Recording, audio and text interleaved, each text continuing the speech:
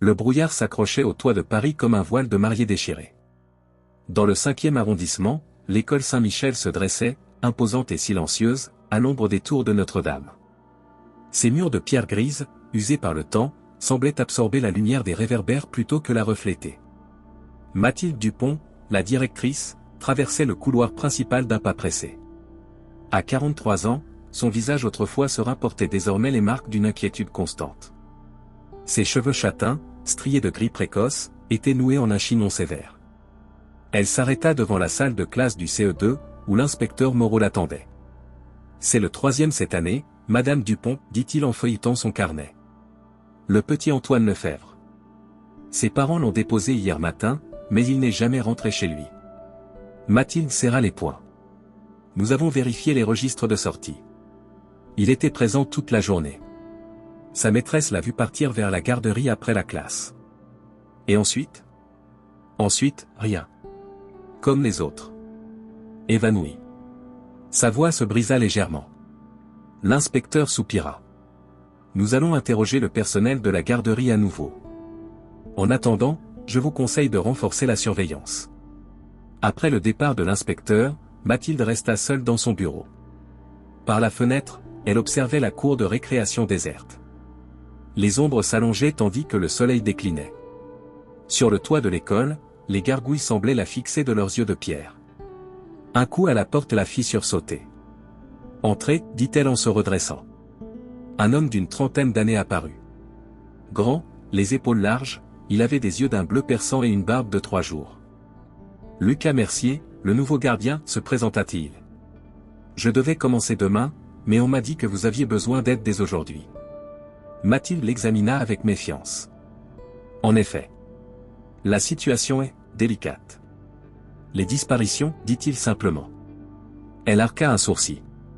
Vous êtes au courant? C'est un petit quartier. Les gens parlent. Mathilde lui expliqua brièvement ses responsabilités, puis le conduisit à travers l'école. Lucas s'arrêta devant une gargouille particulièrement effrayante qui ornait l'entrée de la bibliothèque. Elle est magnifique, murmura-t-il en caressant la pierre. Elle vient de Notre-Dame, expliqua Mathilde.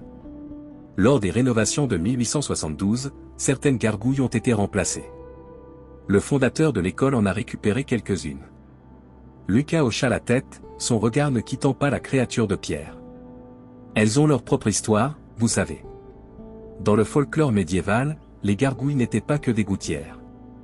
Elles étaient des gardiens, ou des prédateurs. À quelques rues de là, dans un petit appartement mansardé, Emma Rousseau, 10 ans, regardait par sa fenêtre.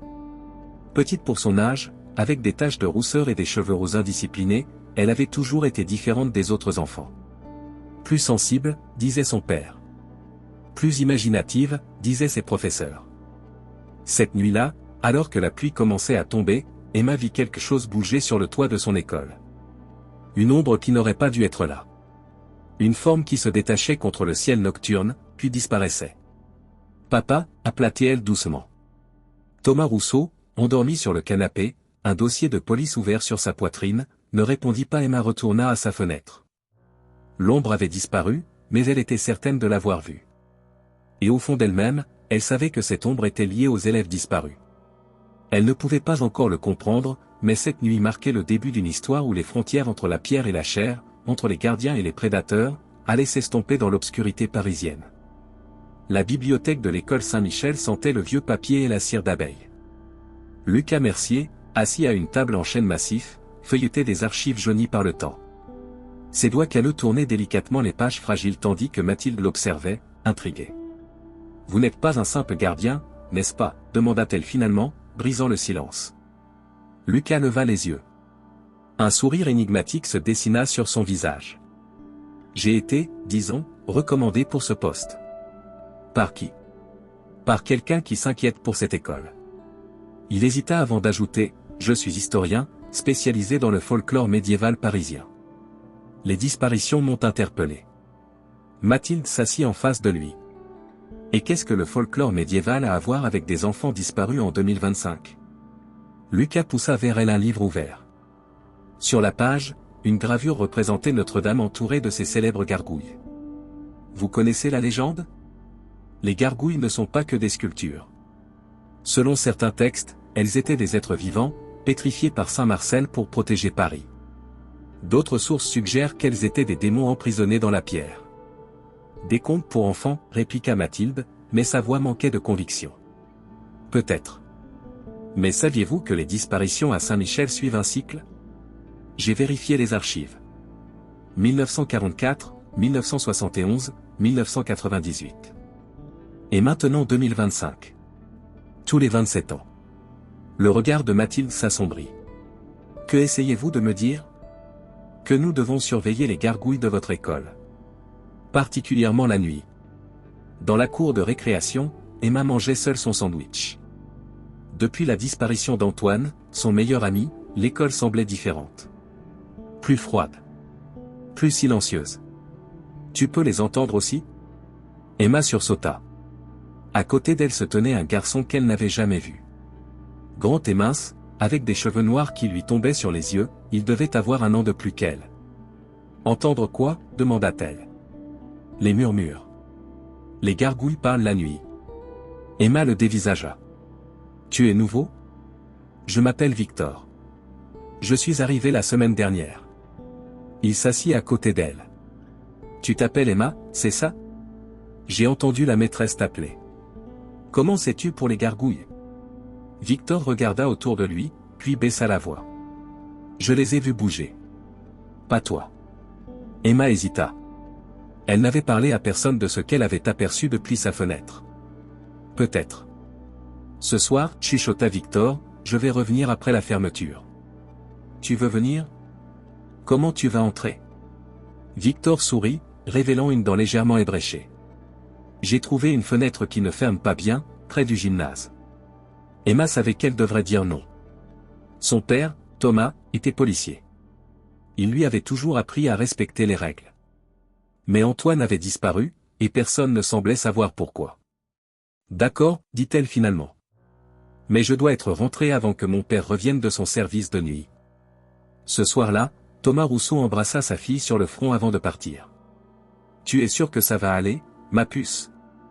Madame Leblanc est juste à côté si tu as besoin de quoi que ce soit. Emma hocha la tête. Ça va, papa. Je vais juste lire et me coucher tôt. Thomas hésita. Depuis la mort de sa femme 3 ans plus tôt, il élevait Emma seule. Chaque fois qu'il partait en service de nuit, il sentait son cœur se serrer. Je t'aime, mon petit monstre. Je t'aime aussi, papa. Dès que la porte se referma, Emma enfila un sweat à capuche noire et des baskets. Elle glissa une lampe de poche dans sa poche et sortit silencieusement de l'appartement.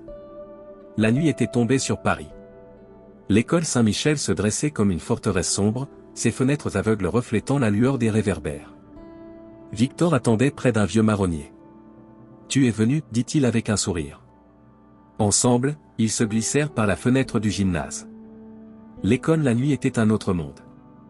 Les couloirs familiers semblaient s'étirer à l'infini, et les ombres dansaient sur les murs au rythme de leurs pas feutrés. Où va-t-on? Chuchota Emma. Sur le toit, répondit Victor. C'est laquelle sont? Les plus anciennes. Ils montèrent l'escalier en colimaçon qui menait au comble. Une trappe donnait accès au toit. Victor la poussa sans effort, comme s'il l'avait fait des dizaines de fois. L'air frais de la nuit les accueillit. Et là, alignés comme des sentinelles silencieuses, se dressaient les gargouilles. Leurs gueules béantes, figées dans des grimaces éternelles, semblaient prêtes à hurler dans la nuit parisienne. Écoute, murmura Victor. Emma tendit l'oreille. Au début, elle n'entendit que le bruit lointain de la circulation. Puis, progressivement, un murmure. Un chuchotement qui semblait venir de la pierre elle-même.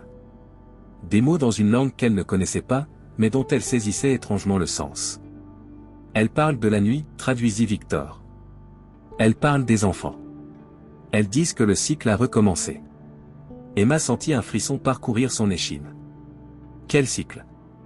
Avant que Victor ne puisse répondre, un bruit métallique retentit. La trappe s'ouvrit à nouveau.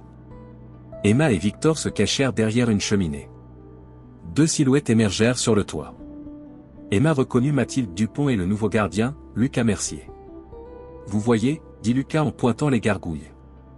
Regardez celle-ci. Elle n'était pas dans cette position hier.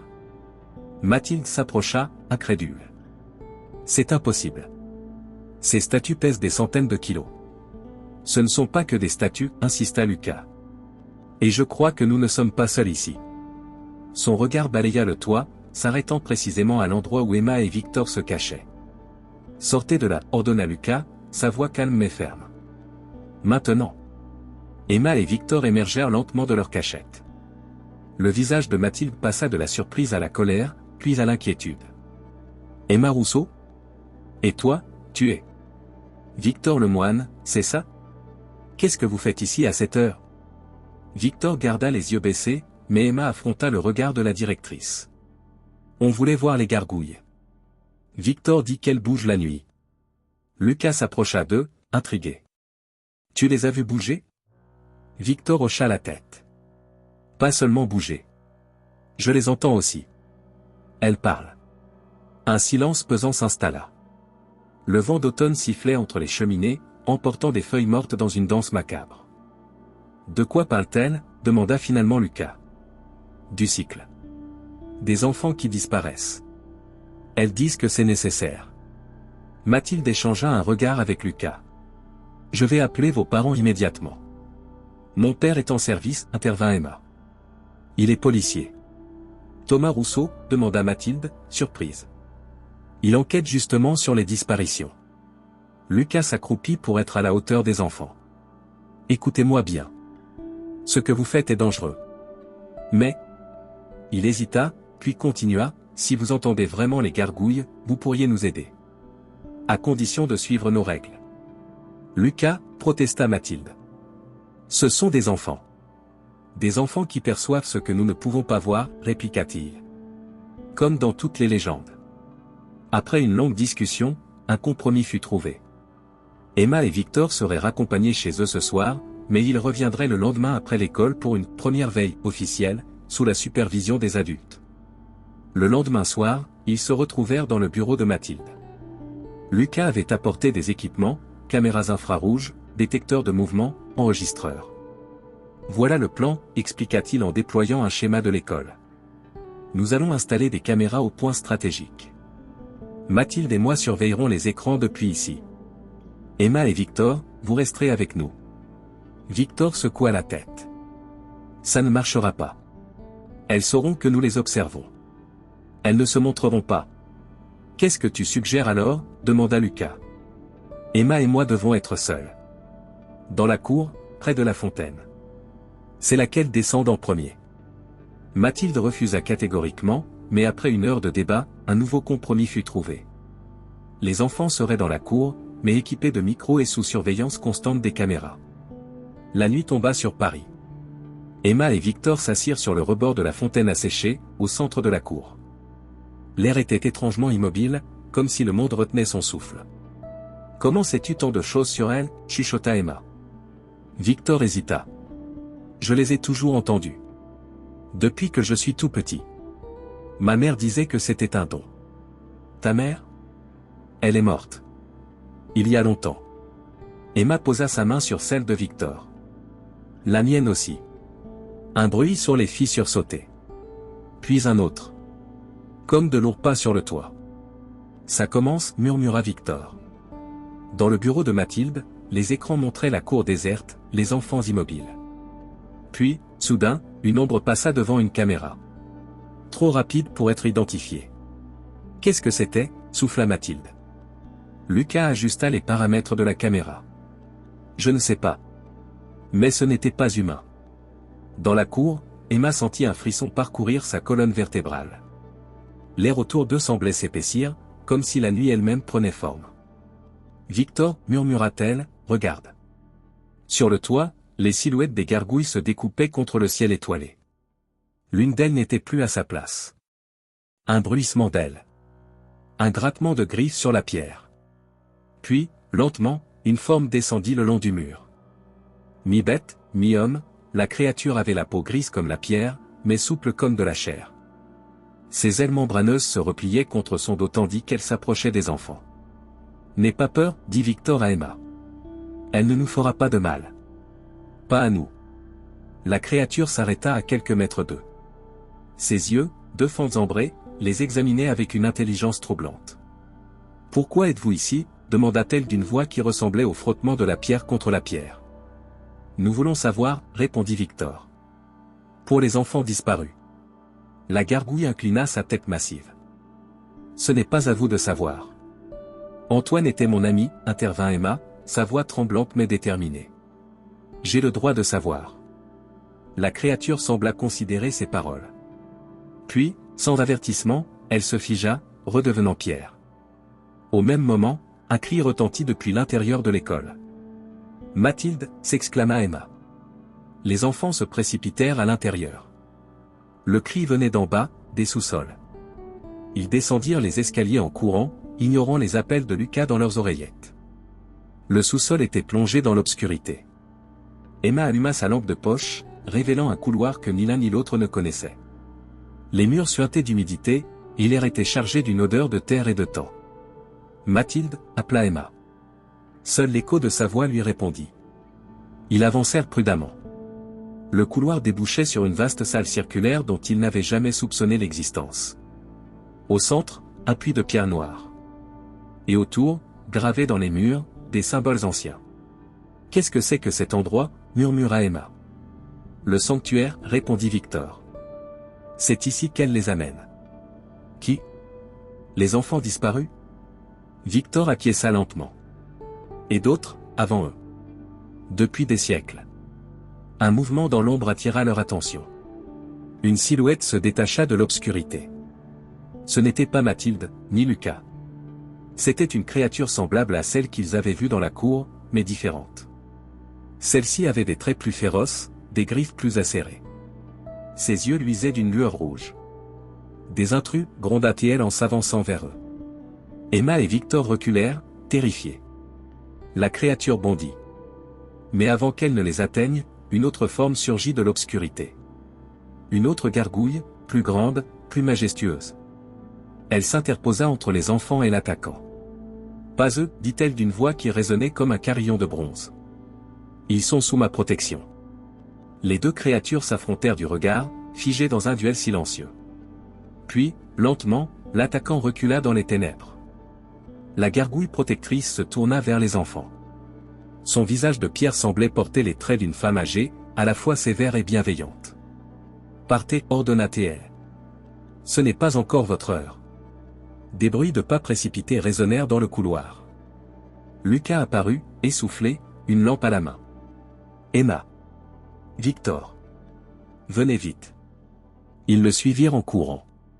Derrière eux, la salle circulaire s'évanouit dans l'obscurité, comme si elle n'avait jamais existé. Le bureau de Mathilde était devenu leur quartier général. Des livres anciens s'empilaient sur son bureau, des cartes de Paris tapissaient les murs, et un tableau blanc était couvert de notes et de schémas. Lucas, les traits tirés par une nuit blanche, expliquait sa théorie. Les gargouilles de Notre-Dame ne sont pas toutes identiques, dit-il en montrant des photographies. Certaines représentent des démons, d'autres des créatures bienveillantes. Ce n'est pas un hasard. Mathilde, une tasse de café froid à la main, l'écoutait attentivement. Vous pensez vraiment que certaines sont vivantes ?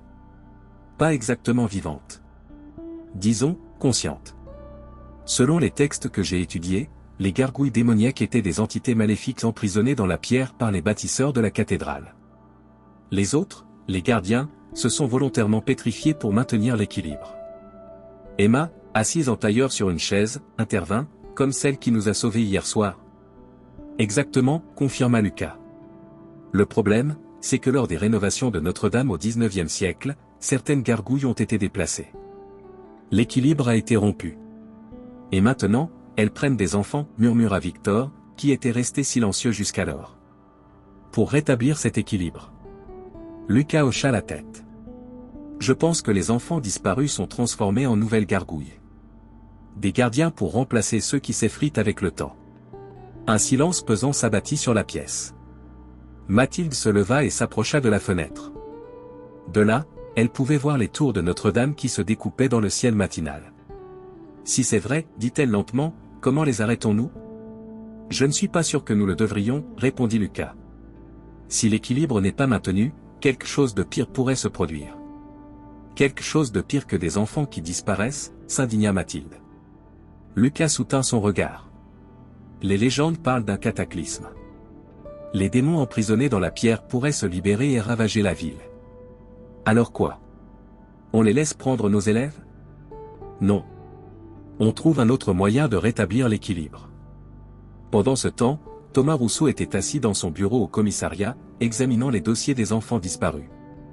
Quelque chose le tracassait. Tous les enfants avaient disparu après être passés par la garderie de l'école. Tous sauf un, Victor Lemoine. Thomas fronça les sourcils. Il n'y avait aucune trace de Victor dans les registres de l'école avant la semaine dernière. Aucun dossier de transfert, aucune adresse de parents.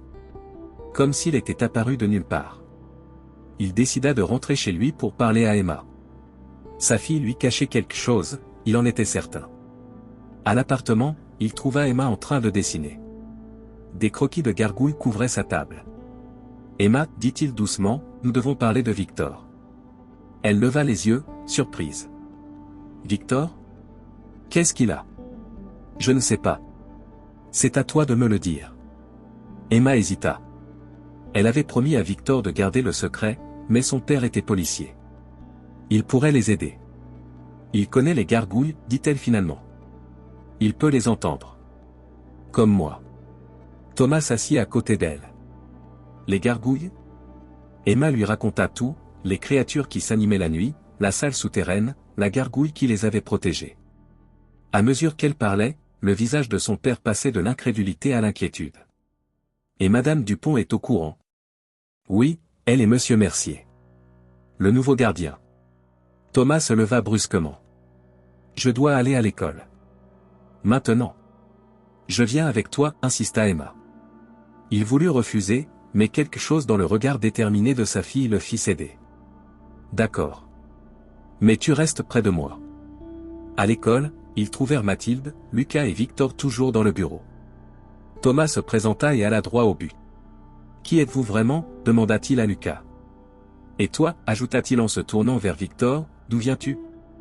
Victor échangea un regard avec Lucas, puis soupira. Je suppose qu'il est temps de dire la vérité.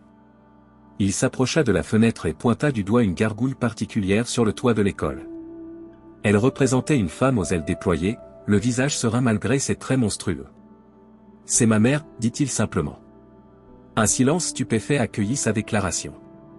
Ta mère, balbutia Mathilde. Victor hocha la tête.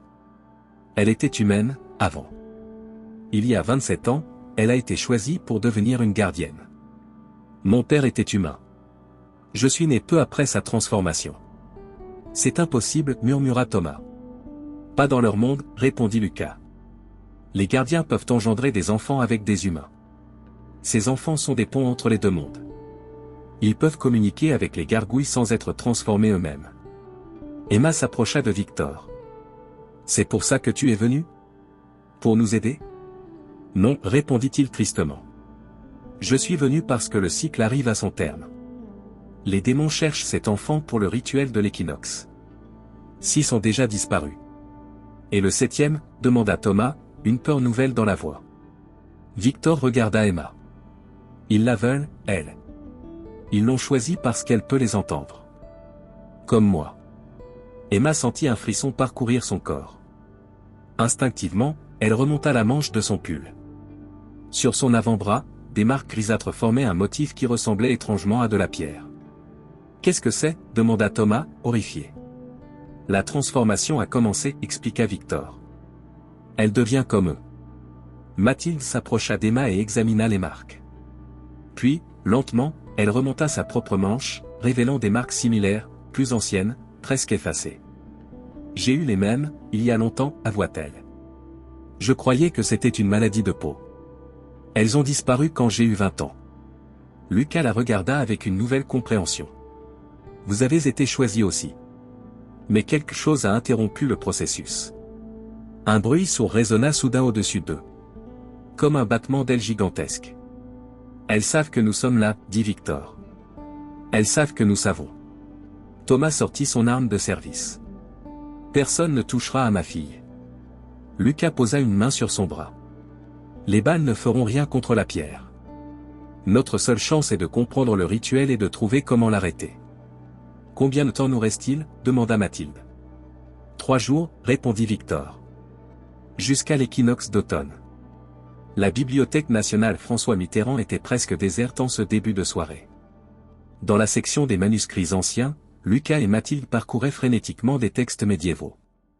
Emma et Victor, assis à une table voisine, dessinaient les symboles qu'ils avaient vus dans la salle souterraine, tandis que Thomas montait la garde, mal à l'aise dans ce monde d'érudits et de légendes. Voilà, s'exclama soudain Lucas, pointant une page d'un grimoire du XIIIe siècle. Le rituel des 7 gardiens. Tous se penchèrent sur le manuscrit. La page jaunissante montrait un cercle de 7 silhouettes, mi-humaines, mi-gargouilles, entourant une 8e figure au centre. Selon ce texte, traduisit Lucas, le rituel requiert cet enfant aux yeux ouverts, ceux qui peuvent voir au-delà du voile entre les mondes. Ils sont transformés progressivement en pierres vivantes pour remplacer les gardiens qui s'effritent avec le temps. Transformés comment? Demanda Thomas, la voix tendue. Lucas continua sa lecture. La transformation commence par des marques sur la peau, puis s'étend aux organes internes. À l'équinoxe, lors de la phase finale, l'enfant est conduit au sanctuaire souterrain où son essence humaine est extraite et fusionnée avec la pierre. Emma frissonna, touchant inconsciemment les marques sur son bras qui semblaient s'être étendues depuis la veille. « Est-ce douloureux » murmura-t-elle. Lucas hésita. Le texte dit que c'est comme s'endormir dans la pierre. Les enfants ne souffrent pas, ils changent simplement de forme. Ce n'est pas une consolation, gronda Thomas. Ils sont toujours enlevés à leur famille. Mathilde, qui était restée silencieuse, intervint, mais que deviennent-ils exactement? Sont-ils conscients après la transformation? Victor répondit avant Lucas, ils deviennent des gardiens. Ils veillent sur la ville, sur les humains. Ils conservent leurs souvenirs, leur personnalité, mais sous une forme différente. Comment peux-tu en être si sûr? Demanda Thomas. Parce que ma mère me parle encore, répondit simplement Victor. Pas avec des mots, mais je sens sa présence. Elle me guide. Un silence pesant s'installa. Emma observait les dessins qu'elle avait réalisés. L'un d'eux représentait la gargouille qui les avait protégés dans le sanctuaire. Quelque chose dans ses traits lui semblait étrangement familier. Cette gargouille, dit-elle en montrant son dessin, elle ressemble à quelqu'un. Mathilde s'approcha et examina le croquis. Son visage pâlit soudainement. Elisabeth Dufour, murmura-t-elle. Qui? Demanda Emma. L'ancienne directrice de l'école. Elle a disparu mon Dieu, il y a exactement 27 ans. Lucas feuilleta rapidement ses notes. 1998, le dernier cycle. Cela correspond. Elle était directrice quand j'étais élève, continua Mathilde. Elle m'aimait bien. Elle disait que j'étais spécial. Elle vous avait choisi, comprit Lucas. Mais quelque chose l'a empêché de terminer le rituel. Mathilde ferma les yeux, comme pour fouiller dans des souvenirs lointains. Il y a eu un accident. Un incendie dans l'école. Madame Dufour a disparu cette nuit-là. On a supposé qu'elle était morte dans les flammes, mais son corps n'a jamais été retrouvé. Elle s'est sacrifiée, dit Victor. Elle est devenue une gardienne volontairement, pour protéger les enfants. Pour vous protéger, vous. Thomas, qui consultait son téléphone, intervint, j'ai vérifié les archives de la police. L'incendie de 1998 a été classé comme criminel. Les enquêteurs ont trouvé des traces d'un rituel occulte dans les sous-sols. Quelqu'un a essayé d'interrompre le cycle, conclut Lucas. Mais ça n'a fait que le reporter. Emma se leva brusquement, renversant sa chaise. Son visage était crispé de douleur. Emma, s'écria Thomas en se précipitant vers elle. Elle releva sa manche. Les marques grises s'étaient étendues jusqu'à son épaule, formant maintenant des motifs complexes qui ressemblaient aux gravures du sanctuaire. Ça brûle, gémit-elle. Victor s'approcha et posa doucement sa main sur les marques. La transformation s'accélère. Nous avons moins de temps que prévu. Combien? Demanda Thomas, la peur déformant sa voix. L'équinoxe est dans 2 jours, mais elle pourrait être prête pour le rituel dès demain soir. Lucas referma le grimoire. Nous devons retourner à l'école. Au sanctuaire. C'est là que nous trouverons les réponses et peut-être les autres enfants. Ils quittèrent la bibliothèque alors que la nuit tombait sur Paris. Dans la voiture de Thomas, le silence était lourd d'inquiétude. Emma, appuyée contre la vitre, observait les gargouilles qui ornaient les bâtiments parisiens. Pour la première fois, elle les voyait différemment non plus comme des sculptures, mais comme des sentinelles silencieuses, témoins immobiles des siècles écoulés. « Papa, dit-elle doucement, si je deviens comme elle, tu ne m'oublieras pas, n'est-ce pas ?» Thomas serra le volant si fort que ses jointures blanchirent. « Tu ne deviendras pas comme elle, Emma. Je te le promets. » À l'école, l'obscurité semblait plus dense, plus menaçante. Ils entrèrent par une porte latérale que Lucas déverrouilla. Les couloirs déserts résonnaient étrangement sous leurs pas, le sanctuaire est par ici, indiqua Victor en les guidant vers les sous-sols. Mais lorsqu'ils atteignirent l'endroit où devait se trouver l'entrée du couloir menant au sanctuaire, ils ne trouvèrent qu'un mur de briques anciennes. « C'est impossible, murmura Emma. Il était là. » Victor posa sa main sur le mur. « Elles l'ont caché. Elles savent que nous venons. »« Comment entrons-nous alors ?» demanda Mathilde. Lucas examina le mur, puis les alentours. Il doit y avoir une autre entrée. Les sanctuaires anciens avaient toujours plusieurs accès. Ils se séparèrent pour explorer les sous-sols. Emma resta avec son père, mais elle sentait une étrange attraction, comme si quelque chose l'appelait. Les marques sur son bras pulsaient doucement, émettant une faible lueur dans l'obscurité. « Par ici, dit-elle soudain, se dirigeant instinctivement vers un recoin sombre. Derrière une vieille armoire à fournitures, ils découvrirent une petite porte en bois, presque invisible tant elle se fondait dans le mur. « Comment as-tu su ?» demanda Thomas. Emma toucha son bras marqué. « Je l'ai senti. Comme si la pierre me parlait. » Ils appelèrent les autres. Lucas examina la porte avec précaution. « Il y a des symboles gravés, dit-il en passant ses doigts sur le bois vieilli. Des runes de protection. Pouvons-nous l'ouvrir ? demanda Mathilde. Lucas hésita. Oui, mais nous devons être prudents. Ce qui nous attend de l'autre côté pourrait être dangereux. Thomas vérifia son arme. Je passe en premier. Non, intervint Victor. Ça doit être Emma et moi. Les gardiens nous reconnaîtront. Ils ne nous feront pas de mal. Hors de question, protesta Thomas. Je ne laisserai pas ma fille, papa, n'interrompit doucement Emma. Victor a raison. Nous devons y aller en premier. Après un long débat, ils trouvèrent un compromis. Emma et Victor passeraient en premier, suivis immédiatement par les adultes. Lucas ouvrit lentement la porte, révélant un étroit passage taillé dans la roche brute. Ils avancèrent en file indienne, leurs lampes projetant des ombres dansantes sur les parois humides. Le passage descendait en spirale, s'enfonçant profondément sous l'école. « Nous sommes sous le niveau des catacombes » murmura Lucas avec étonnement. Ce passage doit dater de l'époque romaine, voire gauloise. Après ce qui sembla une éternité, le passage s'élargit, débouchant sur la vaste salle circulaire qu'Emma et Victor avaient découverte. Le puits de pierre noire trônait toujours au centre, mais cette fois, il n'était pas vide. 6 silhouettes immobiles entouraient le puits. 6 enfants, figés comme des statues, leur peau grise comme la pierre, leurs yeux grands ouverts fixant le vide. Emma reconnut Antoine parmi eux. « Mon Dieu !» souffla Mathilde. Les enfants disparus. Thomas s'approcha d'Antoine et toucha doucement son visage. La peau était froide et dure comme du marbre, mais sous ses doigts, il sentit un léger mouvement, comme une respiration infiniment lente.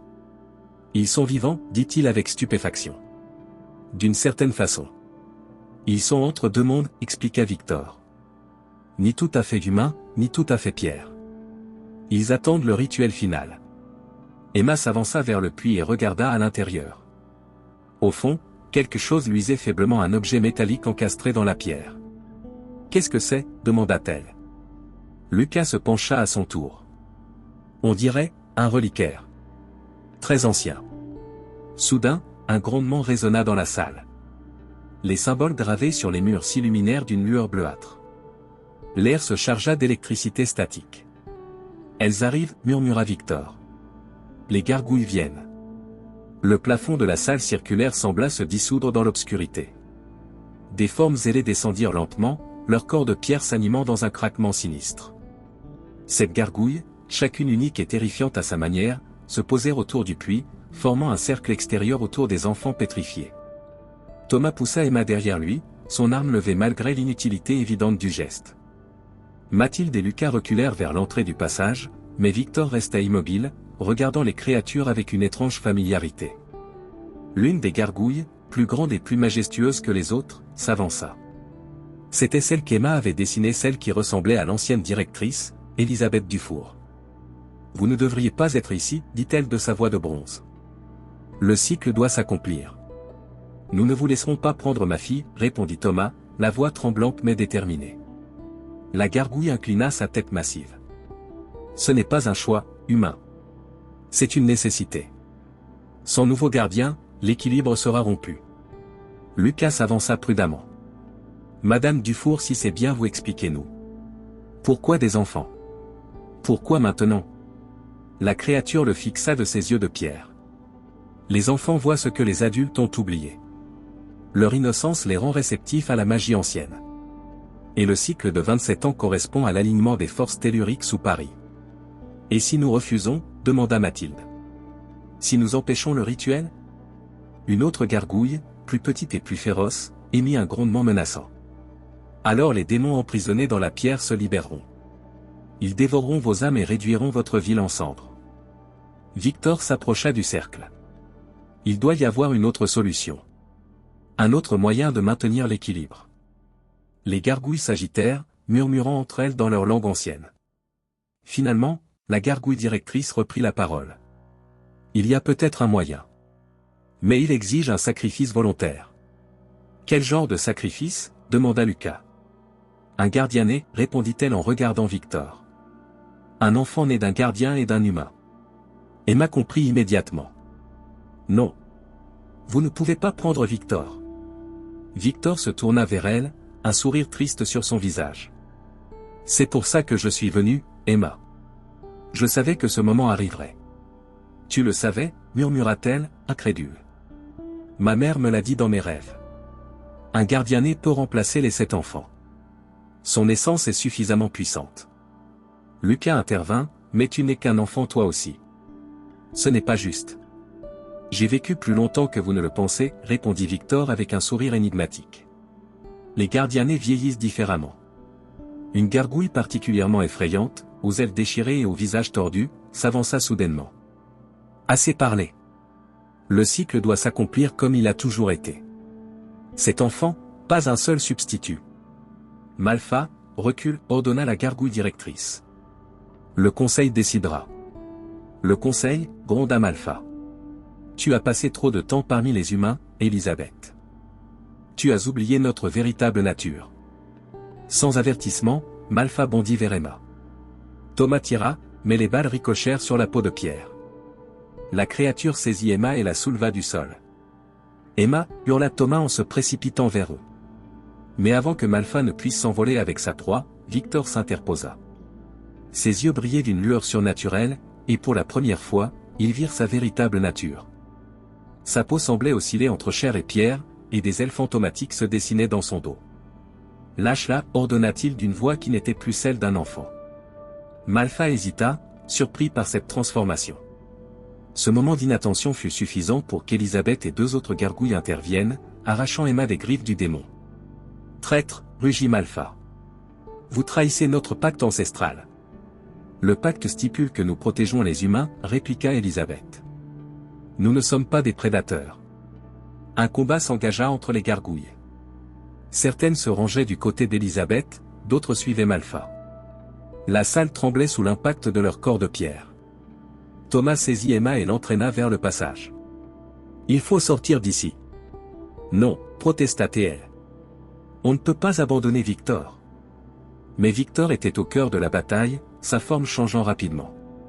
Par moments, il ressemblait à un garçon ordinaire, l'instant d'après, il était presque entièrement transformé en gargouille.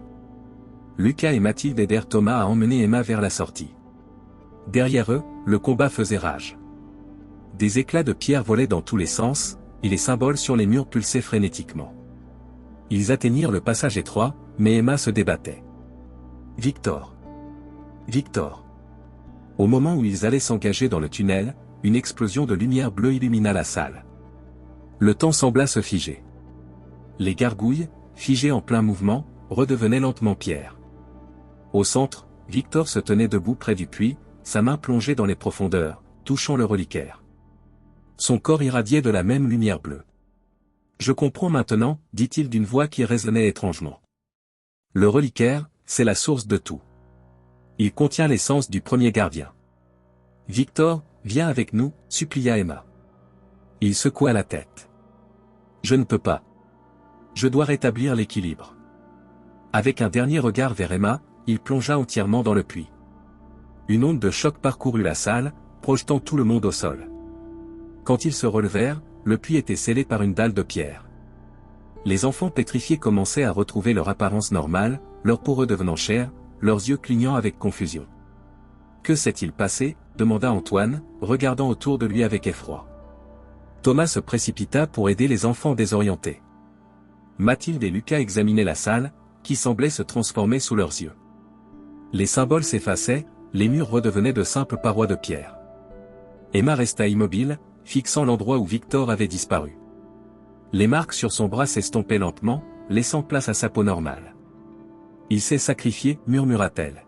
« Pour nous tous. » Elisabeth, la seule gargouille encore animée, s'approcha d'Emma. « Il n'est pas mort, petite. Il est devenu le nouveau gardien principal. Le cœur de l'équilibre. »« Je ne le reverrai jamais ?» demanda Emma, des larmes coulant sur ses joues. La gargouille posa doucement sa main de pierre sur la tête de l'enfant. Regarde le ciel nocturne. Observe les gargouilles de la ville. Il sera là, veillant sur toi. Sur vous tous.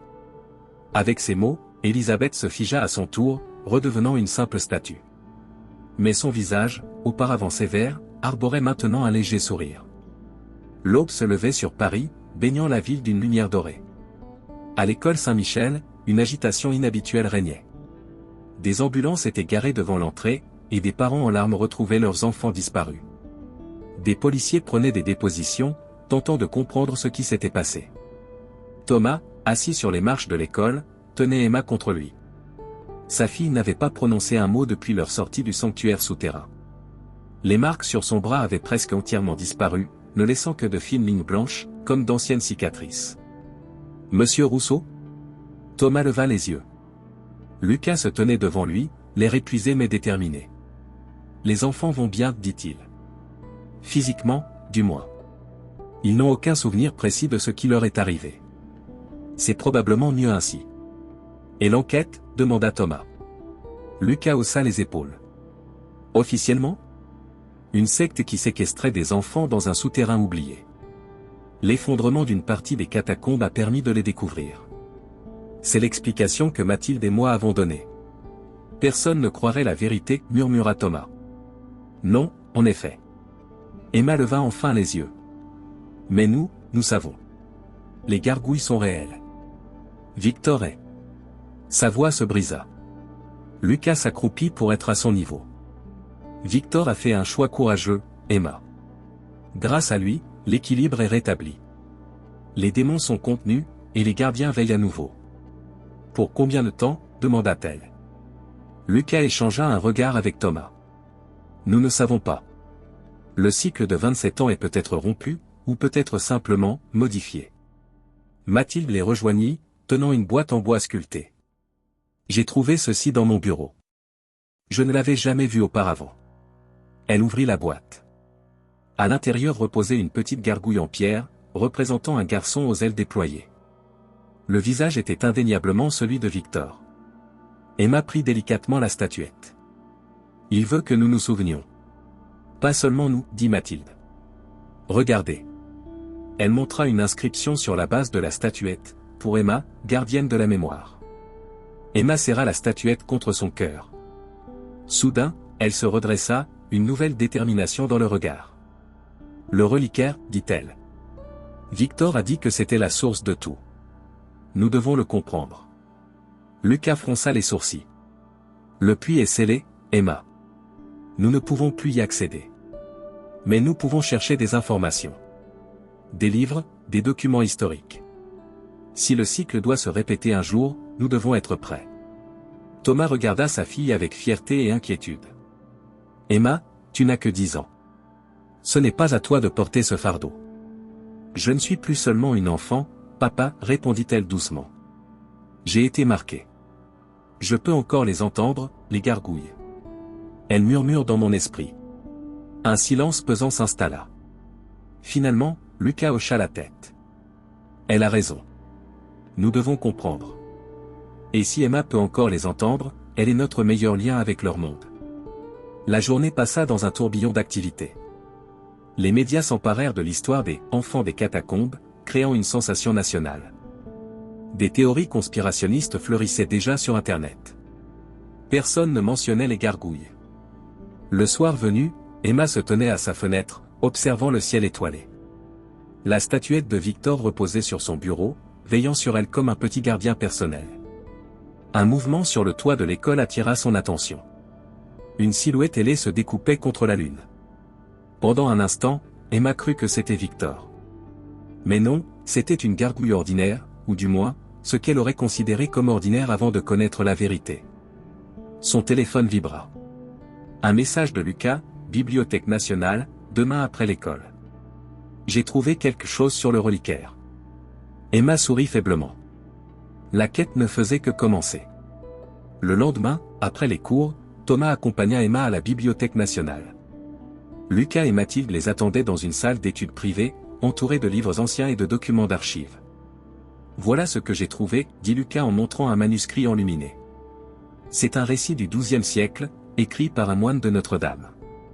Il parle d'un objet sacré appelé le cœur de pierre, un reliquaire contenant l'essence du premier gardien de Paris. Qui était ce premier gardien ? Demanda Emma. Selon la légende, c'était un ange déchu qui choisit de protéger les humains plutôt que de les détruire. Il se transforma volontairement en pierre pour emprisonner des démons qui menaçaient la ville. Mathilde pointa une illustration montrant un être ailé tenant un objet brillant. Le reliquaire contiendrait une partie de son essence divine. C'est ce qui anime les gargouilles et leur permet de passer de la pierre à la chair. Et Victor l'a touché, murmura Emma. Il a fusionné avec lui. Lucas hocha la tête. Je pense qu'il est devenu le nouveau cœur du système. Sa nature double mi-humain, mi-gardien lui a permis de remplacer le reliquaire original, qui s'affaiblissait avec le temps. Mais pourquoi les enfants ? Demanda Thomas. Pourquoi ce cycle de transformation ? L'équilibre, répondit Mathilde. Les gargouilles s'érodent avec le temps. Leur essence se dissipe. Son nouveau gardien, les démons emprisonnés dans la pierre deviendraient plus forts que leur geôlier. Emma réfléchit à ces informations. Donc Victor a rétabli l'équilibre. Mais pour combien de temps ? Lucas soupira. Je ne sais pas. Des décennies, peut-être des siècles. Mais un jour, le cycle recommencera, compléta Emma. Elle sortit la statuette de Victor de son sac et la posa sur la table. À la lumière de la bibliothèque, elle semblait presque vivante. Je serai prête, dit-elle simplement. Nous serons prêts. Soudain, la statuette vibra légèrement. Une fissure apparut sur sa base, révélant un minuscule compartiment. Emma l'ouvrit délicatement et en sortit un petit morceau de parchemin. Sur le parchemin, écrit d'une écriture enfantine mais assurée, un message. Le véritable équilibre n'est pas dans la pierre, mais dans le cœur des hommes. Cherchez la 7e tour. La 7e tour, répéta Thomas, perplexe. Qu'est-ce que ça signifie ? Emma ferma les yeux, se concentrant sur les murmures qui résonnaient encore faiblement dans son esprit. Notre-Dame, dit-elle finalement. Notre-Dame devait avoir cette tour à l'origine, mais seulement 2 ont été construites. Lucas écarquilla les yeux. C'est exact. Les plans originaux prévoyaient cette tour, symbolisant les 7 vertus. Mais comment peux-tu savoir ça ? Emma toucha les fines marques blanches sur son bras. Je ne sais pas. C'est comme si la connaissance était inscrite dans ma chair. Mathilde consulta sa montre. Notre-Dame ferme dans 1 heure. Si nous voulons y aller aujourd'hui. Allons-y, décida Thomas. Plus vite nous comprendrons ce mystère, plus vite nous pourrons reprendre une vie normale. Mais au fond de lui, il savait que leur vie ne serait plus jamais normale. Pas après ce qu'ils avaient vu. Pas après ce qu'ils avaient appris. Notre-Dame se dressait, majestueuse, ses tours jumelles s'élevant vers le ciel crépusculaire. Depuis l'incendie de 2019, la cathédrale avait été restaurée, mais certaines parties restaient fermées au public. Heureusement, Lucas avait des contacts. Un conservateur les fit entrer par une porte latérale, les guidant à travers les échafaudages qui habillaient encore certaines sections. Que cherchons-nous exactement ? Chuchota Mathilde. Je ne sais pas, admit Emma. Mais je le saurai quand je le verrai. Ils montèrent dans la tour nord, grimpant l'escalier en colimaçon jusqu'à atteindre la galerie des chimères. Là, entourés de gargouilles, ils s'arrêtèrent pour reprendre leur souffle. Emma s'approcha du parapet et regarda la ville qui s'étendait à ses pieds. Paris s'illuminait progressivement alors que le soleil disparaissait à l'horizon. C'était magnifique et terrifiant à la fois. Cette ville qu'elle connaissait depuis toujours lui apparaissait soudain comme un lieu mystique, protégé par des forces qu'elle commençait à peine à comprendre. Elle ferma les yeux, laissant les murmures la guider. Ils étaient plus forts ici, plus clairs. Comme si les gargouilles de Notre-Dame étaient plus puissantes, plus anciennes que celles de l'école. Par ici, dit-elle en se dirigeant vers une gargouille particulière. Contrairement aux autres, celle-ci ne représentait pas un démon ou une créature fantastique. C'était un ange, aux ailes déployées et au visage serein. Ses mains étaient posées sur un livre de pierre. Emma toucha le livre. Sous ses doigts, la pierre sembla s'animer, devenant chaude et presque souple. « Il y a quelque chose à l'intérieur, murmura-t-elle. Lucas s'approcha, examinant la statue. « Je ne vois aucune ouverture. »« Il faut du sang, » dit Emma avec une certitude qui la surprit elle-même. Le sang d'un marqué. Avant que quiconque puisse l'arrêter, elle pressa son pouce contre une aspérité de la statue. Une goutte de sang perla et fut immédiatement absorbée par la pierre. Le livre s'ouvrit lentement, révélant une cavité. À l'intérieur reposait un petit objet brillant, un fragment de cristal bleu qui émettait une faible lueur pulsante. « Qu'est-ce que c'est » murmura Thomas. Emma tendit la main vers le cristal, mais Lucas l'arrêta. « Attends. Nous ne savons pas ce que c'est. »« C'est un fragment du cœur de pierre » répondit Emma d'une voix qui ne semblait pas tout à fait la sienne. « Une partie du reliquaire original. » Mathilde s'approcha. « Comment peux-tu le savoir ? » Je ne sais pas. C'est comme si la connaissance venait directement dans mon esprit. Emma regarda le cristal avec fascination. Il appelle Victor. Il veut être réuni avec lui. Lucas examina le fragment sans le toucher. Si c'est vraiment une partie du reliquaire, il pourrait être dangereux. Ou extrêmement précieux. Nous devrions le prendre, décida Emma. Victor nous a envoyés ici pour une raison. Avec précaution, elle saisit le cristal. Une sensation étrange parcourut son corps comme un courant électrique, mais agréable, presque familier. Les fines cicatrices sur son bras s'illuminèrent brièvement, puis redevinrent normales. Emma, s'inquiéta Thomas. « Tu vas bien ?» Elle hocha la tête, serrant le cristal dans sa paume. « Je vais bien. Mieux que bien, même. Je comprends maintenant. »« Comprendre quoi ?» demanda Mathilde. « Le rituel. Ce n'était pas seulement pour créer de nouveaux gardiens. C'était pour recharger le reliquaire. L'essence des enfants transformés alimentait le cœur de pierre. » Lucas fronça les sourcils. Mais Victor a interrompu le rituel. Oui, et il est devenu lui-même le reliquaire. Mais il n'est pas complet. Emma ouvrit sa main, révélant le cristal. Il a besoin de tous les fragments pour maintenir l'équilibre parfaitement. Un grondement sourd résonna soudain, faisant vibrer la pierre sous leurs pieds. Les gargouilles autour d'eux semblèrent frémir légèrement. « Qu'est-ce que c'était » demanda Thomas, alarmé. « Malfa » murmura Emma. Il a senti que nous avons trouvé le fragment. Il vient. Comme pour confirmer ses paroles, un cri inhumain déchira l'air nocturne. Une forme ailée se détacha du ciel, fonçant vers la tour. « Courez » cria Lucas. « Vers l'escalier. » Ils se précipitèrent vers la porte de la tour, mais avant qu'ils ne puissent l'atteindre, une créature massive atterrit devant eux, bloquant leur chemin. C'était Malfa, plus terrifiant que jamais. Ses ailes déchirées battaient furieusement, et ses yeux luisaient d'une haine ancienne. « Le fragment » gronda-t-il. « Donnez-le-moi. » Thomas se plaça devant Emma. « Laissez-nous passer. » Malfa émit un rire guttural. « Humain stupide. Tu ne peux rien contre moi. » D'un revers de main, il projeta Thomas contre le parapet. Mathilde et Lucas tentèrent d'intervenir, mais ils furent également balayés sans effort. Emma resta seule face à la gargouille démoniaque. Étrangement, elle n'avait pas peur. Le cristal dans sa main pulsait plus intensément, comme s'il répondait à la présence de Malfa. « Tu ne comprends pas, dit-elle calmement. Ce fragment n'est pas pour toi. Il appartient à Victor. » Victor, cracha Malfa. Ce demi-sang a perturbé l'ordre naturel. Le rituel devait s'accomplir comme il a toujours été. L'ordre naturel ? Emma secoua la tête. Non. C'est vous qui avez perverti le rituel.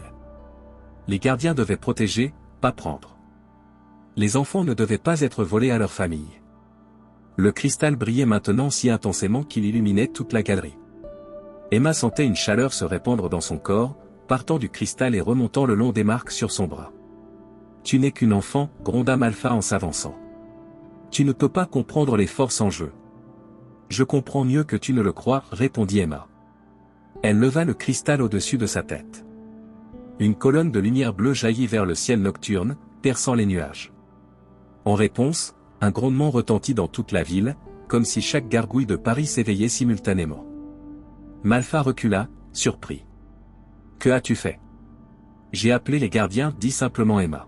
« Les vrais gardiens. » Des battements d'ailes résonnèrent dans la nuit. Des dizaines de silhouettes convergèrent vers Notre-Dame, entourant la tour.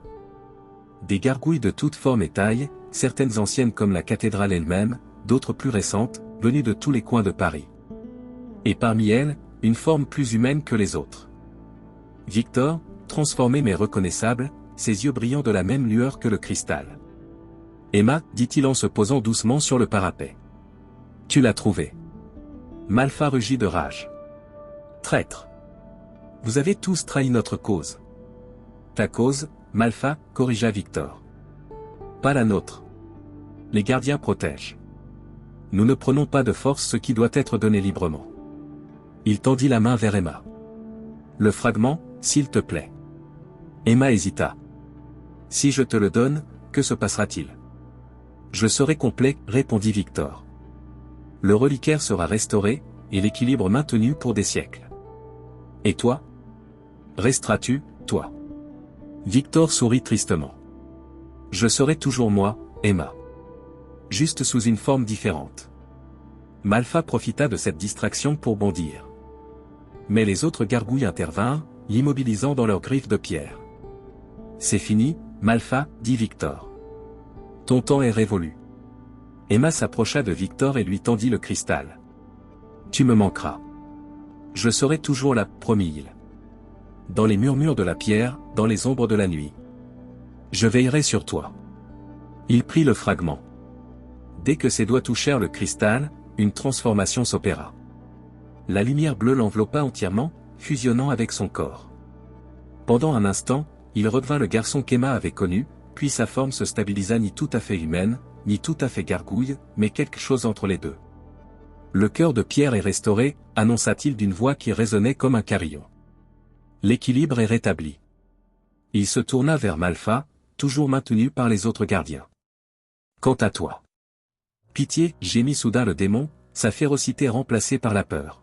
« Ne me bannis pas dans les ténèbres. » Victor considéra sa requête. « Tu as causé beaucoup de souffrance, Malfa. Mais le rôle des gardiens n'est pas de punir, mais de protéger et de guider. » Il posa sa main sur le front de la créature. « Tu seras lié à moi, désormais.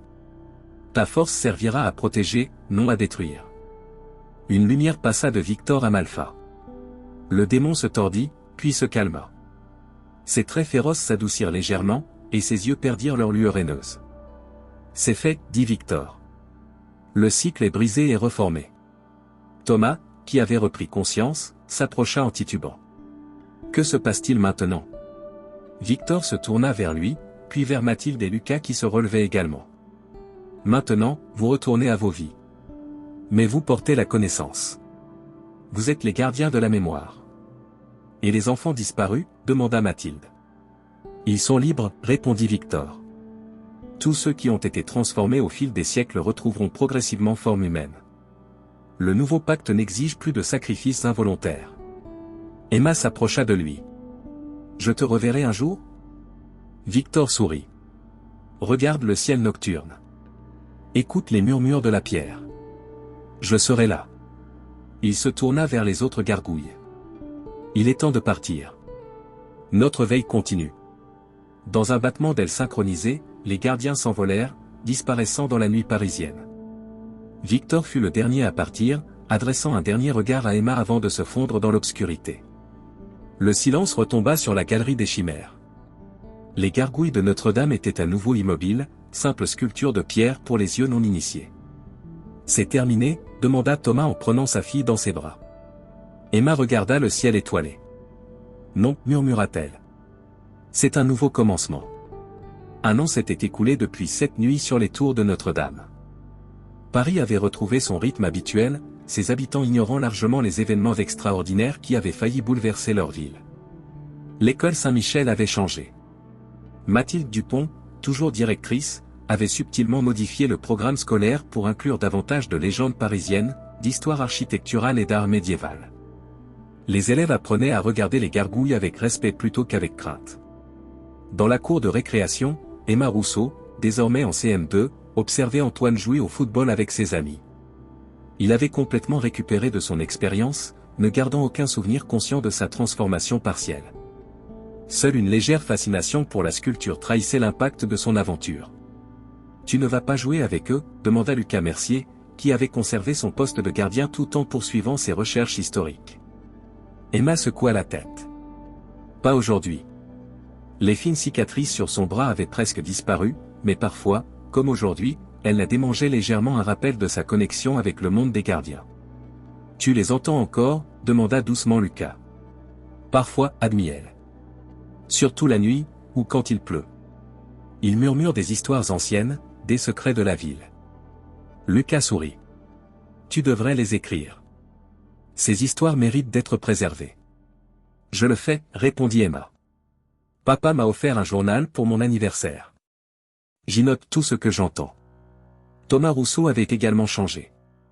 Après les événements, il avait demandé sa mutation à la brigade du patrimoine, protégeant désormais les monuments historiques de Paris. Cela lui permettait de garder un œil sur les gargouilles de la ville, tout en menant une vie relativement normale. Ce soir-là, Emma et son père dînaient sur leur petit balcon, profitant de la douceur du printemps parisien. Les tours de Notre-Dame se découpaient au loin, illuminées par les projecteurs. « J'ai une surprise pour toi, » annonça Thomas. « Mathilde m'a appelé aujourd'hui. Ils ont retrouvé quelqu'un. » Emma reposa sa fourchette. « Qui ? » Une femme âgée, errant près des catacombes. Elle ne se souvenait de rien, sauf de son nom, Elisabeth Dufour. Emma écarquilla les yeux. L'ancienne directrice ? Celle qui était devenue ? Thomas hocha la tête. Une gardienne, oui. Apparemment, elle est redevenue humaine, comme Victor l'avait promis. Elle est désorientée, bien sûr. Pour elle, c'est comme si 27 ans s'étaient écoulés en un instant. Je peux la voir ? Demain. Elle est à l'hôpital Saint-Louis pour des examens, mais Mathilde dit qu'elle va bien physiquement. Juste, perdue dans le temps. Emma sourit. Nous l'aiderons à s'adapter. Nous ? Les gardiens de la mémoire, expliqua-t-elle. C'est ce que Victor nous a appelés, tu te souviens. Notre rôle est de préserver la connaissance, mais aussi d'aider ceux qui reviennent. Thomas observa sa fille avec fierté et émerveillement. À 11 ans, elle montrait une sagesse bien au-delà de son âge, un effet secondaire, peut-être, de son contact avec les gardiens. Plus tard dans la soirée, alors que la ville s'endormait, Emma se tenait à sa fenêtre. Les cicatrices sur son bras picotaient plus fortement que d'habitude. Elle savait ce que cela signifiait. « Tu es là, n'est-ce pas ?» murmura-t-elle. Un léger bruissement d'ailes fut sa seule réponse. Sur le toit de l'immeuble voisin, une silhouette se découpait contre le ciel étoilé, ni tout à fait humaine, ni tout à fait gargouille. Emma sourit. « Bonsoir, Victor. » La silhouette inclina légèrement la tête, puis déploya ses ailes et s'envola, disparaissant dans la nuit parisienne. Le lendemain, à l'hôpital Saint-Louis, Emma, Thomas, Mathilde et Lucas se tenaient devant la chambre d'Elisabeth Dufour. La vieille dame était assise près de la fenêtre, regardant la ville avec émerveillement, comme si elle la découvrait pour la première fois. « Madame Dufour » appela doucement Mathilde. « J'ai amené des visiteurs. » Elisabeth se tourna vers eux. Son visage était ridé, ses cheveux blancs comme neige, mais ses yeux brillaient d'une intelligence vive. « Mathilde, dit-elle avec un sourire. Tu as tellement grandi. » Son regard se posa sur Emma. « Et toi, tu dois être Emma Rousseau. Victor m'a beaucoup parlé de toi. » Emma s'approcha, intriguée. « Vous vous souvenez ? De votre temps comme gardienne ?» Elisabeth hocha la tête. « Pas tout, mais des fragments. Comme un long rêve dont on se réveille lentement. »« Il y en a d'autres comme vous ? demanda Lucas. D'autres qui sont revenus? Des dizaines, confirma Elisabeth. Partout dans Paris. Certains étaient des gardiens depuis des siècles. Imaginez leur confusion face au monde moderne. Thomas s'avança. Nous voulons aider. Tous ceux qui reviennent. Elisabeth sourit. Victor avait raison à votre sujet. Vous êtes de vrais gardiens de la mémoire. Elle se leva lentement et s'approcha de la fenêtre. De là, on pouvait apercevoir les tours de Notre-Dame. Le nouvel équilibre est plus juste. Plus humain. Les gardiens protègent toujours, mais sans exiger de sacrifices involontaires. Et les démons, demanda Mathilde. Malfa et les autres? Liés au nouveau cœur de pierre, répondit Elisabeth. Leur pouvoir canalisé vers la protection plutôt que la destruction. Victor a accompli ce que nous n'avions jamais osé imaginer. Emma s'approcha de la fenêtre et se tint à côté d'Elisabeth. Est-ce qu'il reviendra un jour? Sous forme humaine, je veux dire. La vieille dame posa une main sur l'épaule d'Emma. Peut-être. Le temps des gardiens n'est pas comme le nôtre. Pour lui, des décennies peuvent passer en un instant, ou un instant s'étirer sur des siècles. Je l'attendrai, décida Emma. Elisabeth sourit. Il le sait. Dans les semaines qui suivirent, d'autres, revenants, furent identifiés à travers Paris. Des personnes disparues depuis des années, parfois des siècles, réapparaissant soudainement, désorientées mais bien vivantes. Pour le grand public, c'était un mystère médical des cas d'amnésie collective, disaient les experts. Mais un petit groupe savait la vérité. Sous la direction d'Elisabeth et avec l'aide de Thomas, Mathilde et Lucas, une discrète organisation se forma les gardiens de la mémoire. Leur mission, accueillir les anciens gardiens redevenus humains, préserver la connaissance des gargouilles, et veiller sur l'équilibre établi par Victor. Emma devint leur plus jeune membre.